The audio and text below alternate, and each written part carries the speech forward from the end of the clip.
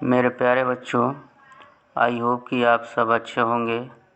आइए हम सब कक्षा 10वीं के गणित विषय के अंतर्गत अध्याय प्रथम वास्तविक संख्याओं के अंतर्गत प्रश्नावली नंबर 1.1 के कुछ प्रश्नों को हल करते हैं।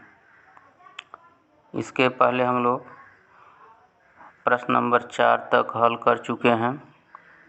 इस समय हमारे सामने प्रश्न नंबर 5 है।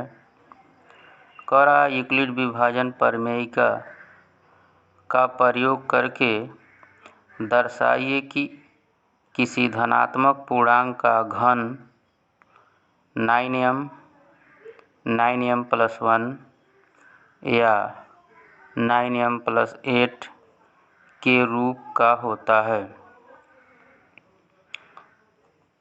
तो आइए हम लोग इसका सलूशन देखते हैं। मान लेते हैं माना x एक धनात्मक पूर्णांक है, जिसको इस प्रकार लिखा जा सकता है x = 9m या x = 9m+1 या x = 9m+8। स्पष्ट है कि भाजक 9 होगा। इसके पहले हम लोग यूक्लिड विभाजन प्रमेयिका के अंतर्गत देखे थे कि हम लोग किसी भी संख्या को जब इस प्रकार लिखते थे x = 9m+1, तो x यहाँ भाज्य होगा, 9 यहाँ भाजक होगा, m भागफल होगा और 1 शेषफल होगा, जिसको हम लोग यूक्लिड एल्गोरिथम के रूप में इस प्रकार लिख सकते हैं। 9 को बाहर लिखेंगे, x को अंदर लिखेंगे जो भाज्य है, और q भागफल को दाएं तरफ लिखते हैं। 9q जो 9 से गुणा करने पर q में प्राप्त होता है, और शेषफल हमारा r रिमाइंडर होगा। इसी को हम लोग इस प्रकार लिख सकते हैं x = 9q + r, जहाँ r > 0 और < 9 है। तो शेषफल जो है 0 और 0 से बड़ा होगा और 9 से छोटा होगा। अगर सभी शेषफलों की बात करें तो r का जो अलग अलग मान आ सकता है 0, 1, 2, 3, 4, 5, 6, 7, 8, यानी 9 से छोटा, और 0 से लेकर सभी जो धनात्मक पूर्णांक हैं सब इसके शेषफल हो सकते हैं।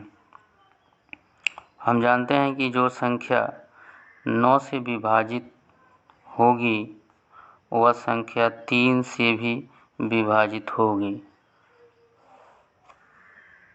क्योंकि 9 का गुणनखंड 3 होता है, तो 9 जो है 3 से विभाजित होगा। तो इस प्रक्रिया को सरल बनाने के लिए उस भाज्य को 9 से भाग 9 दे करके हम लोग 3 से भाग दे सकते हैं।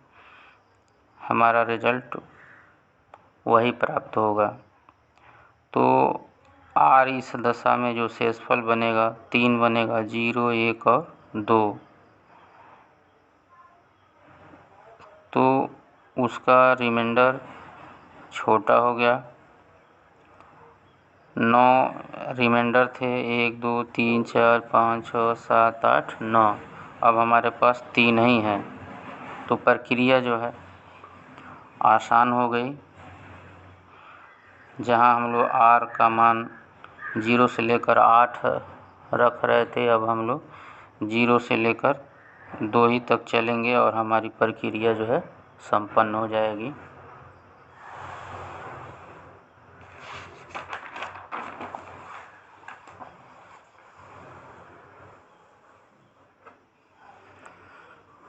तो प्रश्नानुसार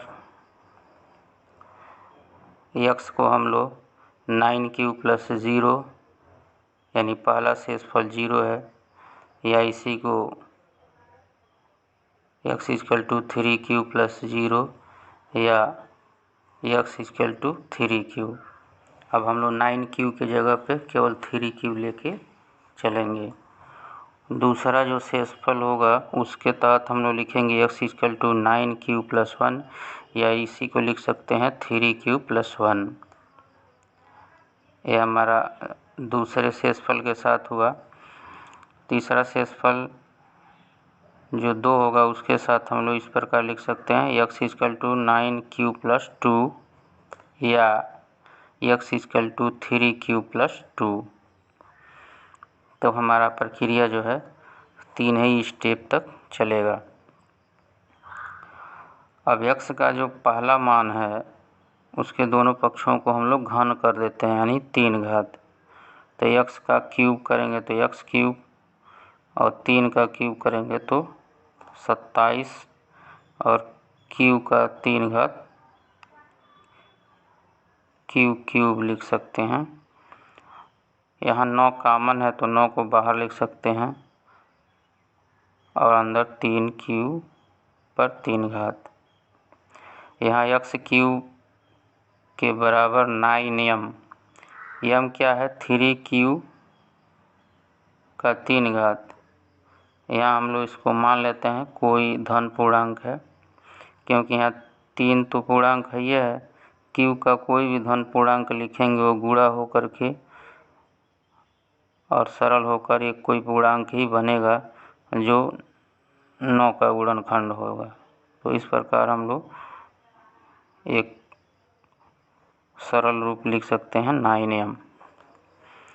उसी प्रकार दूसरा जो है x क्यूब, दोनों पक्षों का करेंगे 3 प्लस 1 का, तो a प्लस b का होल क्यूब का जो फार्मूला होता है a cube plus b cube plus 3a square b plus 3ab square, उसी पर तोड़ा गया है।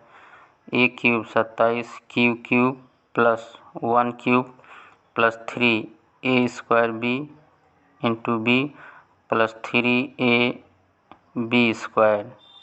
तो इस प्रकार हमारा बनेगा 27 cube plus 1 plus 27 Q square plus 9 Q. तो 27 cube 27 Q square plus 9 Q plus 1। इसमें से 9 कॉमन है तो हम लोग लेक्स बाहर कर देंगे और 1 को अलग रखेंगे। इतने को हम लोग कोई धन पूर्णांक मान सकते हैं, जैसे यम मान लिया गया है 3 cube plus 3 Q square plus cube को यम मान लिया गया कोई एक धन पूर्णांक है, और प्लस 1 जो बाहर था। तीसरा जो संख्या हमारा है रूप बनेगा x इक्वल टू 3 को प्लस 2 का, तो इन दोनों पक्षों को क्यूब कर देते हैं। तो x यहाँ भी 27 क्यूब का 3 घात 2 का 3 घात 3 a स्क्वायर यानी 9 Q square into b plus 3 a into b square 2 का स्क्वायर। तो इस प्रकार हल हो जाएगा 27 के ऊपर 3 घात 54 के ऊपर 2 घात 36 की प्लस 8। यहाँ 9 कॉमन है तो हम लोग कॉमन ले सकते हैं और 8 को बाहर कर सकते हैं, और इस पूरे के बदले में एक कोई पूर्णांक जो है यम ले लिया गया, तो 9m प्लस 8 माना 3 क्यूब पर 3 घात 6 cube square plus 4 cube equal to यम कोई धन पूर्णांक ले लिया गया है इसको सुविधा अनुसार, क्योंकि कोई न कोई धन पूर्णांक इसको हल करने पे बनेगा, तो एक नया धन पूर्णांक बन के आएगा, उसी को हम लोग यम के रूप में लिख दिए हैं।